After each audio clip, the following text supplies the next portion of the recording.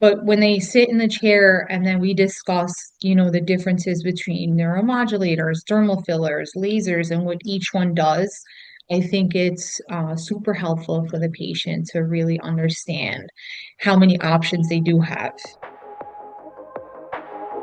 Welcome to the Beauty Talk podcast, where we feature how the best medical practitioners help their patients to look better, younger, and healthier. Now, enjoy the show, and here's your host. Daniel Gao here. I'm the host of Beauty Talk. We feature the top medical practitioners in health and beauty, both inside and out. I have Elvira Samanovic of L Wellness and Aesthetics. She is a highly experienced family nurse practitioner with over 15 years in emergency medicine and aesthetics. She began her career as a paramedic with FDNY, transitioned into nursing as an RN, and went on to earn her advanced degree as an FNP. With a passion for both patient care and artistry in aesthetics, she blends her medical expertise with a keen eye for natural, transformative results. She is also a dedicated educator who loves mentoring and teaching the next generation of injectors. So, Elvira, welcome and glad to have you here. Hi, thank you so much for having me, Daniel. Yes, I'm let's dive excited to right be into here. it. Yeah, so how did you first get interested in medicine? Let's start there. I guess from a really young age, I am one of seven children, and my family always used to call me Dr. Princey, which was like my nickname. I didn't get in, I didn't get, a chance to apply or go the medical school route, so I ended up going to nursing directly, Mm. after I became a medic, and I went that route. Okay. And so you had a stint with the FDNY. Talk about that. I'm sure there's a lot of high pressure situations. I'm sure that shaped a lot of who you are now. 100%. If I didn't have that emergency medicine background, I think that I wouldn't have been as comfortable as I am getting into aesthetics and as quickly as I did. I love emergency medicine. I loved what I did for FDNY. I loved being a paramedic. Unfortunately, you can't really support a family in New York City being a paramedic. Mm-hmm. So that was a big push for me to leave that industry and go into nursing. Hmm. But I absolutely, there's moments that I miss it. I loved being on the truck. I was on many high profile cases, plenty that made the news. Hmm. So I do, like I said, I do miss it, but I think it gave me an amazing foundation to recognize um, emergencies, like if there's a vascular occlusion or if somebody might syncopize, because we do have those moments where, as you're injecting someone, you see them become cool, pale, diaphoretic, and they almost feel like they're going to pass out. So that background gave me, I think, a huge advantage to kind of foresee those situations unfolding. So I'll lay them back in Trendelenburg, in the chair, make sure that they don't pass out before getting up. Okay. Well, I can definitely see how that background in emergency medicine can help you with your clients in the chair. Mhm. Now, I'm curious, how did you make that transition to aesthetics? I mean, being in the emergency side, and then like that's kind of, it seems like it's a very different world than aesthetics. So, what caused that transition to aesthetics? So, like I said, I was one of seven children.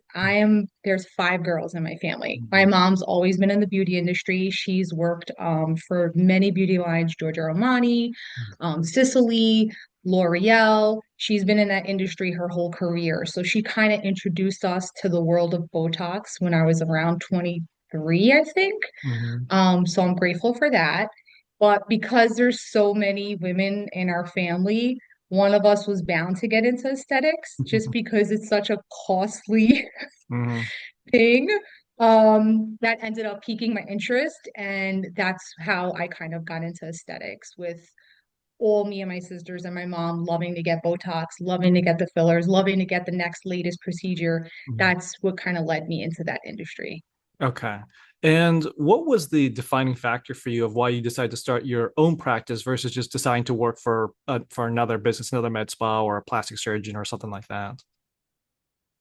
I think this goes back to my foundation again as a paramedic, having that autonomy, being out and being able to make those medical decisions. Yes, you are given that set of protocols, but you're out there, you're the patient's in front of you.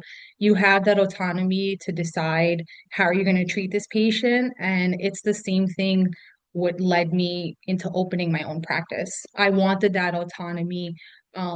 I ended up pursuing my degree as a family nurse practitioner to have that autonomy. Mm. You know, I love being able to take care of the patients, being able to decide what's best with them together, formulating a patient care plan, just my patient and myself.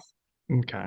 And now that you have this practice, would you mind sharing some of the most common treatments that your clients and your patients come to you for? Obviously, the biggest thing is neuromodulators. So, Mhm. things like injectables, Botox, dermal fillers. We do lots of laser treatments here, which includes IPL. We have skin tightening stuff like fractionated radio frequency. Um, we have two laser devices that are kind of like our workhorses. We do microneedling with or without Mhm. PRP. Mhm.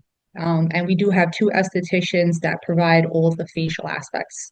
We do hydrofacial here, oxygen facial, and then just traditional facials as well. Okay. What would you say is the most, I guess, aside from the injectable side, like on maybe on some of the lasers, because I think people have heard about lasers, but there's lots of different lasers out there, and all the lasers do a lot of different things. What would you say is probably the one treatment that kind of stands out in your mind that people may not be aware of, but can really help a lot of people? I would say probably the one that I have here that I see the best results is the fractionated radio frequency. A lot of people, one, they get intimidated by the pricing, Mm. and then the second thing might be the recovery time. It's not as intense as CO2 lasering, which if you know that takes a lot longer than a week or two. RF, I would say it's probably anywhere between 2 to 3 weeks, but you do have those grid marks across your face. Hmm. And when I do show people, you know, before and after, they love the after result. They don't like the in between. So I think it's Mm. very intimidating that they're layering on healing ointment like Aquaphor and recovery cream. They're walking around with these grid marks on their face. But if they're willing to sacrifice, you know, that time, it does have amazing results between treating acne scars, skin tightening, fine lines. It does a number of things. Okay. So I'm sure you get this question a lot. Is it painful? It is. We do use topical numbing, you know, BLT cream works great, benzocaine, lidocaine, tetracaine, that's kind of like the gold standard. Hmm. You get it from the compound pharmacy for each individual patient.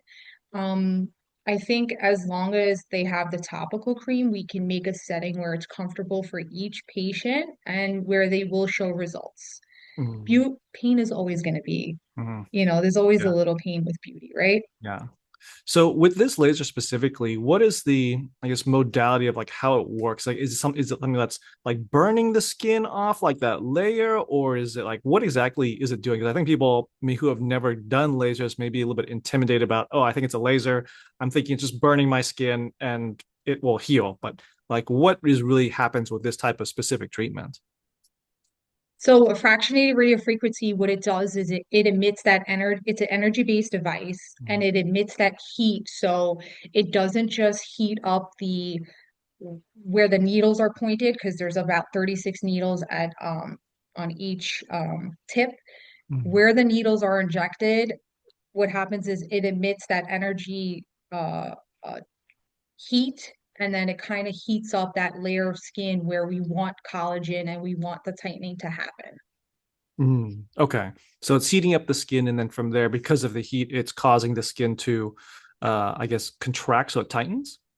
Yes, and essentially it's almost like burning the skin, you know, it doesn't elicit a full burn, but it Mhm. is breaking that barrier. It does want the skin to react. It does want the skin cells to show up there and say, "Hey, we need to repair this area."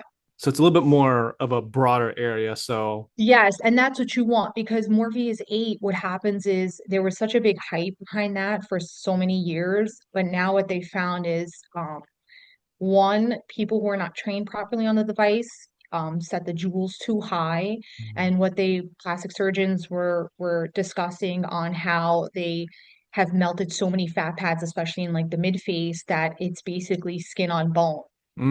wow. So a lot of people were trying to steer clear of Morpheus 8. Mhm. Okay. Because that's something that I'd like to dive deeper into as far as burning off the fat pads, because I think people who are maybe not so familiar with the aesthetic industry or these types of treatments, they think that, oh, like if my face has a little bit of extra fat on it, I want to get rid of that. Hmm. But it's Hmm. actually really important to have those fat pads there, right? Yes, especially as we age. As we age, we lose collagen, we lose even more fat pads. That's the whole purpose behind having dermal fillers, right? Fillers are going to fill volume loss. So someone like me who's 43, I already have mid-phase volume loss. I don't think introducing an energy-based device that's going to melt whatever fat pads I have left is going to be the best course of action.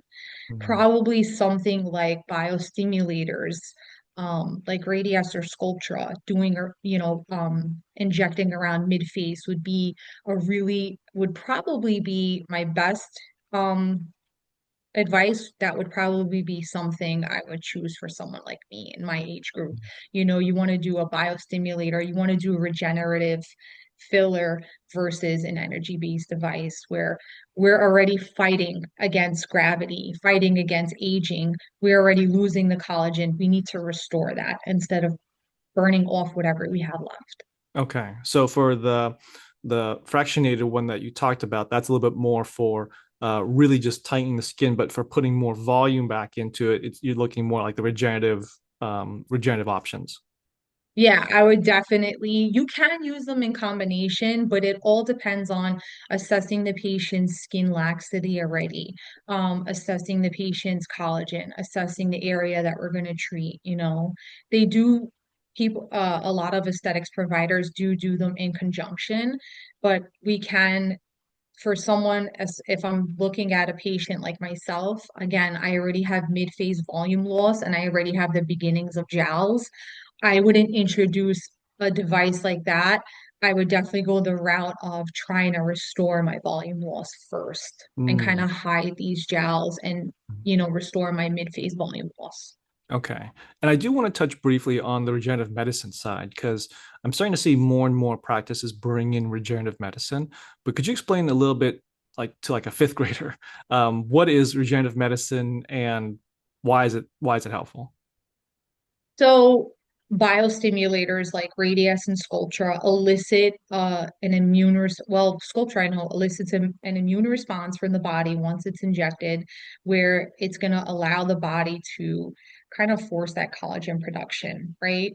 Mm. By doing that all over the face, especially mid-face, and somebody who's in their mid 40s or 50s definitely will help with volume loss versus traditional fillers, which are 100% hyaluronic acid. Um, yes, they do restore, regular traditional hyaluronic based dermal fillers restore volume, but with regenerative fillers like Sculpture Radius, we have that additional component where we have that collagen production. Once that filler component is gone, at least it elicited that response where now we also have collagen restoration there. Okay. So basically, once you put it into your face, it's telling your body to create more collagen on its own. Correct, Got it. correct. And it Okay. has to be in the correct layer. Something like Radius has to be injected in the SMAS layer of the skin because that's where the body's gonna elicit that response of the collagen production. Well, it's definitely earned its name. Regenerative medicine, you're regenerating your own body. Yeah. And a lot of individuals, you're paying for something like, you want that volume restoration. Traditional fillers typically last around 8 months to maybe up to 2 years if you're lucky. Whereas once the filler component is gone, at least you're left with the collagen production that was made from the biostimulators. So it's almost like you're getting a 1-2 punch. Yeah. So it's the first, it's Exactly. fillers there, and then once the filler's gone, then you have that the regenerative side that's going to keep building up that collagen for you. Exactly. Okay, got it. Now, what would you say is some of the most common misconceptions or myths that you hear about these treatments from your clients, from your patients? I would say the biggest thing that I have, especially for somebody who's never gotten injectables, they'll usually come in the chair and they're like, I don't want you to make me look fake. I don't want to look like I have a pillow face. I don't want to look like a cat lady. Mhm. oftentimes they'll mix up neuromodulators like Botox and filler. They'll confuse the two, or they'll come and sit in the chair and they'll be like, my husband doesn't want me to, look like I have a facelift. Mm, Um, but when they sit in the chair and then we discuss, the differences between neuromodulators, dermal fillers, lasers, and what each one does, I think it's super helpful for the patient to really understand how many options they do have, you mm. know. Okay. And could you give that explanation of the difference between the neuromodulators and the fillers for people who are listening? Oh yeah. So there's I believe six on the market, Mhm. neuromodulators. Everyone knows the brand name Botox. Mhm. Um there's Botox, Dysport, Jeuveau, Xeomin, Daxxify, and the newly approved FCA, it's the Korean one, Ledibo. So those are all FDA approved neuromodulators here in the United States. They are an anti-wrinkle treatment. Basically, it helps relax the muscle that you target when you're injecting. That's what a neuromodulator does. Whereas filler, a dermal filler, basically fills where you're injecting. It's usually used for volume restoration. Sometimes it can give the illusion when we talk about like an 8-point lift and facial balancing. It doesn't necessarily lift, when we're doing fillers. It gives the illusion that the face, the mid face, and areas that you're injecting are lifted because we did that volume restoration. Mm. Okay. So fillers is really for, I guess, plumping, if you can call it that. And the neuromodulators, the Botox, the Daxxify, all those ones are more for it's removing wrinkles. Correct. Okay. And it can, there's new hype word, right? Preventative Botox. There's the industry is torn. A lot of people love that buzzword that like, they want to get the patient in, they want to get the client in. You got to get preventative Botox young, young, young, young. I myself am torn. It just depends. You can see a huge difference. If someone comes in here and starts neuromodulators at 35, I think they'll do just fine. They don't have to start at such a young age. Mm-hmm. Or if somebody wants to come in, in their early 20s and they want to do, what they refer to as baby tox, which is like a smaller amount, less amount of units, Mm-hmm. that's okay too. That might be a plan for that particular patient. Okay, good to know. Now, I wanted to talk a little bit about your team, and the strength of your team that's really differentiated your practice. Could you talk a little bit more about your team and how critical they've been to the practice and growing the practice? So it's myself and the two estheticians. We actually started out with just myself, Mm-hmm. and then a year into it, we expanded. We got into a bigger location, and then we added on first esthetician, and then about 6 to 8 months after that, we added on the second esthetician. I would love to bring another injector into this location. But we'll see. We're not there just yet because it's such a small town. Um, but they've been such a pivotal part of growing this practice. Having both of them here is so important. Especially having the first esthetician and her services complement, my services where, injectables and skincare go hand in hand. You can't just expect Botox to be the end all be all that you think it's going to cure all your skincare problems. That's not how it works. If you're going to invest in something like neuromodulators or even filler, you have to invest in taking care of your skin, whether that's going to be facials or medical grade skincare.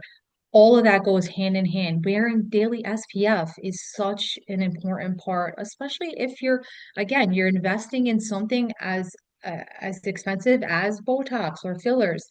This is something that you need to do when you're talking about, having great skin. Okay. And I want to dive a little bit deeper into how you approach educating your clients and your patients. Why is credentials so important? So when you educate the patients and also having the right credentials to educate them, like why is that so important? I think it's crucial to have credentials. I just touched on working in a small town. it's so crazy because there is an individual in this same tiny small town that does not have credentials that illegally injects. Oh, wow. Yeah, it's wild. This person has been reported several times. The scary thing is in the United States, uh, everyone that has credentials to purchase this medication. You Hmm. know, medication being the Botox, the fillers, Hmm. those types of products, right? Everything has to be purchased through the pharmaceutical company that makes these products. You cannot buy it from a third party seller. So the scary thing is when you don't have credentials, where are you purchasing this medication from? It's not from the pharmaceutical companies that are manufacturing it because you have to provide all your licensures, all your credentials. Hmm. So then it makes it even scarier. What are they injecting in those patients or those clients' faces? You Hmm. know, to take a chance and not have credentials and you're walking into a place and you don't know what's being injected into your face is very, very scary. Hmm. You need to have a skilled individual. You need to have somebody who has a license, who is credentialed to inject, who took many courses, continuing education. Learning in this industry never, ever, ever stops. I Hmm. am constantly having trainers coming here, bringing in new techniques. And you have to make sure yourself also, because sometimes you even might come across pharmaceutical reps that can claim a product is FDA approved. You need to research that yourself because sometimes it's not. And that's very scary. You Hmm. know, they'll feed you every line in the book, and to come to find out, that's not what the product is, manufactured for. They'll say yes, yes, yes, but in the end, it's not. Yeah. Now, I don't want to fear monger, but just so that people are aware, what is the what potentially could happen if they're being injected with product that is not FDA approved, certified? It's not the real thing. Because I think some people look at it and they just look at the price. Oh, like I can get it for X amount over here, but I can get it for half that price over here. It can't be that different. I mean, it should be close enough. Like, what can happen if they're putting the wrong stuff into their face? So I could give you a prime example of that same place so we had a mutual client who this was probably 3 years ago. She was injected with under eye filler from this particular person who does not carry a license. So we don't know what product was injected into her face. She had called me. It was Mother's Day. I think it was 3 years ago. And I thought it was very bizarre that the client somehow was reaching me on Mother's Day. So Mhm. it ended up going through the call service. I answered the phone. She called me in a panic. She said, "Can I send you pictures?" I sent her the secure site. She sent me pictures. It was full-blown orbital cellulitis. Ooh. You couldn't even see her eye orbit, massive swelling. The cellulitis looked like it was spreading. I told her she needs to skip urgent care, go to the ER immediately. She ended up going to the ER. She ended up needing 8 or 10 weeks, I don't remember, of intravenous antibiotics. They put in a PICC line for her Mhm. because to treat that orbital cellulitis. Wow. That's Yep. crazy. That's crazy. So again, this is such a small town. Mhm. And to think that if it can happen here, this Mhm. is happening everywhere. Mhm. And I always tell my patients, one, if the price is too good to be true, run, Mhm. run. That's a huge red flag. Two, I also tell my patients, if you're questioning your injector and you're asking a bunch of questions and they seem to get frustrated and they don't want to really answer your question, that's another red flag. Mhm. We're here to educate you. We're here to share the knowledge with you. We're here to give you the tools to make an informed and educated decision. So if you come in and you ask me 45 questions before we even get the needle to the face, or if you just come in and ask questions and decide, hey, it's not for me, that's okay too. Mhm. You Okay. know, Yeah. that's why I'm here. So what are some, I think these are really good red flags for people to keep an eye out for. So the credentialing, the price point, if they're getting flustered under lots of questions. What are some other red flags that you would advise people to keep an eye out for when they're looking for a good provider? There was when we kind of talked about the product, like is it real or not? But could you dive a little bit deeper into how can they tell? Like for Botox, my understanding is that it should be within the container itself. It should be cold. But I mean, aside from that, I don't know much else like of what you should look for. But could you explain a little bit more in that sense? Like, what are some other red flags? So I think it's really hard though as the client because you can request to see, the boxes that come in, but the counterfeits look almost identical. I Mm, literally just watched a documentary 2 days ago about, counterfeit Ozempic and mm, counterfeit Botox. The boxes almost look identical. So I'm mm, not really sure if they request to see it that way, if there's a way to tell. But I know that every drug manufacturer, every pharmaceutical company here in the United States, they have a lot number, expiration date. That's all on the boxes. I'm not sure if the counterfeits have it the same way. But that's a good way to look at it. It's also, I would definitely, you can ask to see their credentials. Like my credentials are displayed all in my office. And if a patient ever wants to ask, you can look up. I know in New York State, it is public knowledge. You can look up the first and last name to see if they have a license to practice medicine. mm. Okay, so it's good to know then. Now, Elvira, I'm curious, where do you think the future of aesthetics is going? I definitely think it's going to continue down the path of regenerative medicine. Yeah. So regenerative medicine is probably the future, but maybe it's just a little bit here too fast, or it's not quite caught up to the regulation yet. Yeah, and again, they radias and sculptures approved. Mm, There is that, I'm always transparent with my patients. What can happen with Sculptura? Patients have gotten granulomas from it, which are like those bumps underneath the skin, because mm, sometimes when it elicits that immune response, this can happen with Sculptura, you know? So it's important to convey all the possible reactions. You have to be very transparent when you're doing aesthetics. You have to let the patient know, hey, this is what can happen. mm, Um, and this is what I can do to treat it just in case something like this does happen. mm, And I think having that emergency background has helped me prepare for anything, and to be uh, well aware that things can happen, even as an injector or a seasoned injector, at any given point, anything can happen. So you have to be prepared for those types of situations. okay. Now, with your practice, L Wellness and Aesthetics, what is your vision for your practice, your long-term vision? Oh my gosh. My long-term vision, one of my kids becomes a plastic surgeon and I can hand them the practice. There you go. But I don't think either one of them wants to go into medicine. It Mm, drives me crazy. mhm, Uh, But I would love to see it grow. I am toying with the idea of possibly opening a second location in Connecticut. mm, But I am training one of my sisters. They're down in Naples, Florida. They are opening a location there. So we've mhm. been doing lots and lots of training the last year and a half. She's going to be done with her nurse practitioner coming up soon. So we're super excited about that. Nice.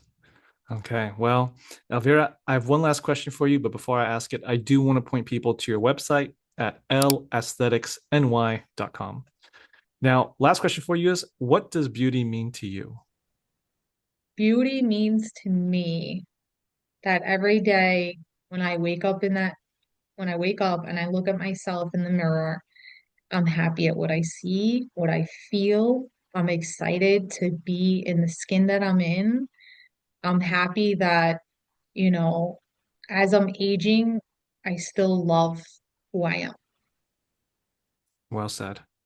Well, there you have it. Elvira sharing her expertise. Now, Elvira, where can people contact you in your practice? Oh, they could visit, like you said, they could contact me on social media. It's L_aesthetics NY on Instagram, Facebook, TikTok, or they could reach us right from our website. It should link them right to our cell phone number and how to contact us. Awesome. Well, Elvira, this is awesome. Thanks for coming on and thanks for sharing your knowledge. Awesome. Thanks for listening to the Beauty Talk podcast. Any questions, please contact the practice directly with the contact information provided during the show. We'll see you again next time. Bye for now.